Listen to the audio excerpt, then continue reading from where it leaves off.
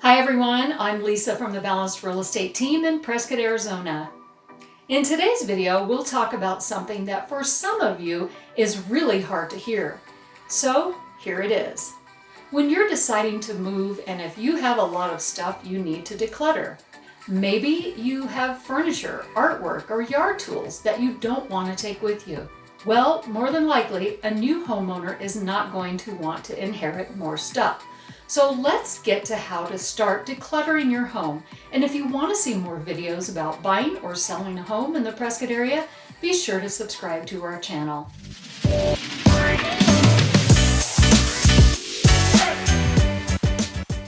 Most of us accumulate stuff as time passes, and if you're thinking you need to move on to another place, maybe you just don't know where to start and how to start decluttering your home.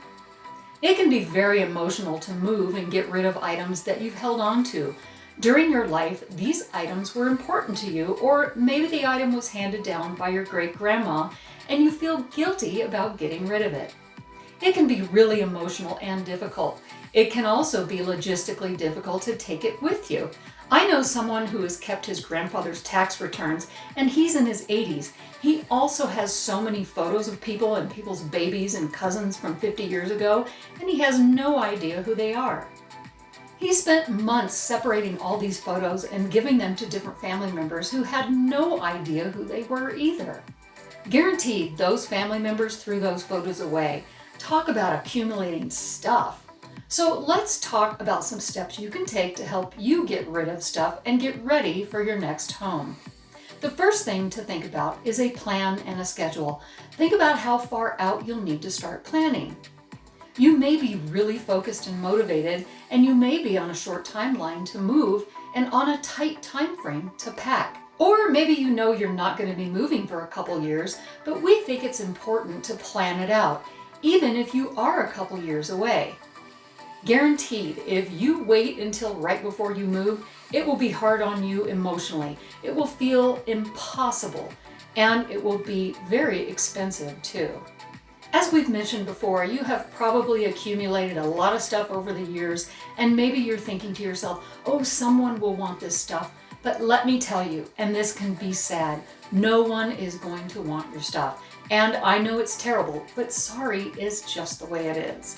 The reason nobody wants your stuff is because it's yours and it's probably not cute anymore, and it might be dated.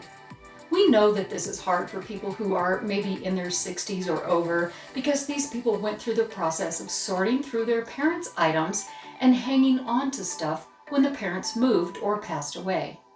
The reality is that 50 and younger people don't want stuff anymore. They don't want to move it from place to place and are trying to keep everything neutral and clean. Sometimes the more stuff you have clutters not only your home, but your mind as well. When things are nice and neat and uncluttered, your brain sort of thinks the same way. If you have kids, maybe you think, oh, my kids are going to love all this stuff and want it. No, they're not. They are not going to want it. And we know it's sad, but they really just don't need any more stuff because they have their own pile of stuff that they don't want. There's a lot of disposable items out there like furniture and artwork that people buy very cheap, and then they throw it away when it wears out and just buy something else. So more than likely, the furniture that you've had for years, nobody will want it. Maybe your family members will want a few pieces like some expensive artwork or antique furniture, but you can't count on this. The next thing to think about is who does want your stuff. So many times we talk to sellers who think they have a pot of gold because all of this amazing stuff their parents left to them, and the parents told them they could never get rid of it because it was worth so much money. But more times than not, this amazing furniture that they spent a lot of money on, in reality, people aren't going to pay what you think it's worth.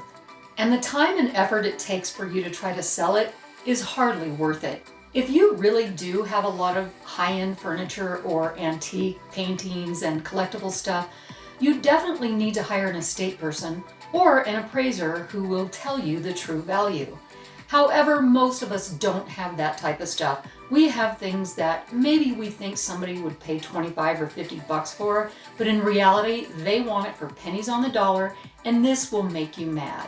If you're moving, you'll need to sort out what you're going to be moving with you, what you're going to be giving away, what you're going to try to sell, and what you're going to be putting in the trash.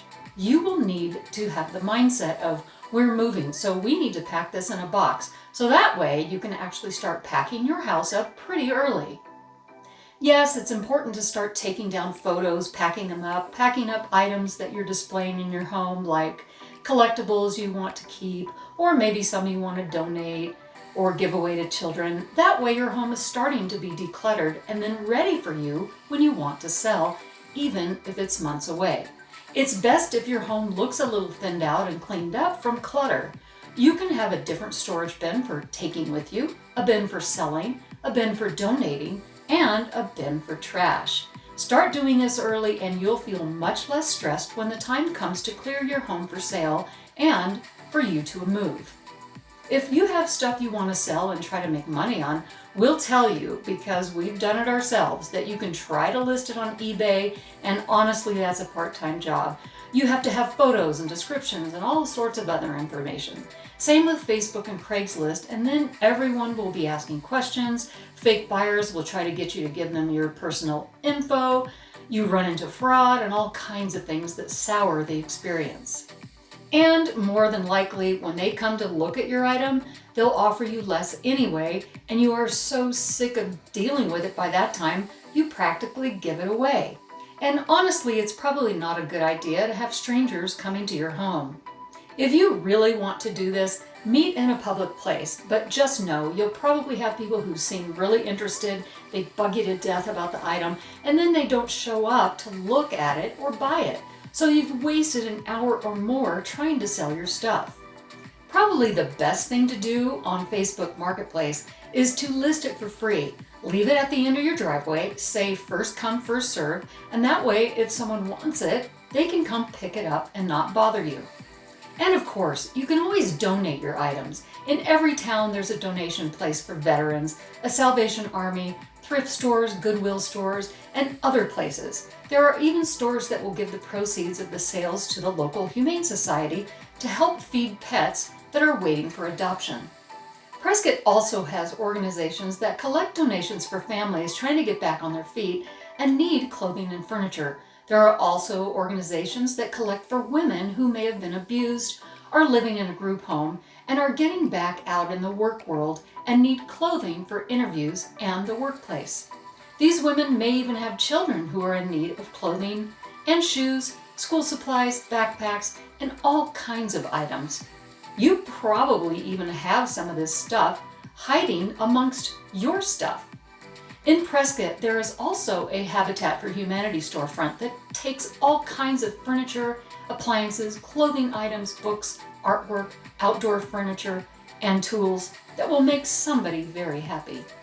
Now, the last thing is trash. We know it's hard to throw good items in the trash, but sometimes that's your only choice. You may have to throw away items that you feel are valuable, and it's terrible, but if you really don't want it or have no use for it, why take it with you? We had a client who had a lot of items from the old Hollywood era and had a very large, beautiful table, but no one wanted it. He couldn't sell it, but was able to give it to a club that used it for meetings. So it did go to good use. So hopefully we got you in the mood for decluttering your home, and you've thought about all the items you're going to get rid of. Now it's time to think about all the old clothing that's out of style or that you haven't worn in a year or two. Or maybe those shoes that you thought were comfortable and they're just not. We're all guilty of hanging on to clothing and shoes because we think we'll wear it again, or we think we'll fit into it again, and maybe you're right, but I'm telling you, you will look at it in your closet for another 2 years if you don't get rid of it. So go through all those items, reorganize, and look realistically at clothing and shoes that you just don't need. It's time for it to go. Hopefully we've given you some good info in regard to getting rid of stuff. If you're thinking about moving to the Prescott area or planning a trip to visit to see if it's right for you, we can help you get to know the place we call home. Are you ready to start your search for your Prescott area home? Go to prescottrealestateandliving.com. If you already live in the Prescott area and are considering selling, you can find your home's value by clicking on Sell Your Home in the middle of our website page. We can also give you advice on how to declutter and stage your home for sale.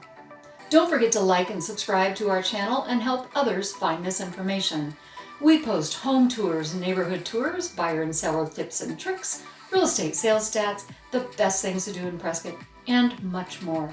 Check the comments below for our contact information and to request buyer and seller guides or a relocation package. Thanks for watching, and we'll see you again soon. Bye-bye.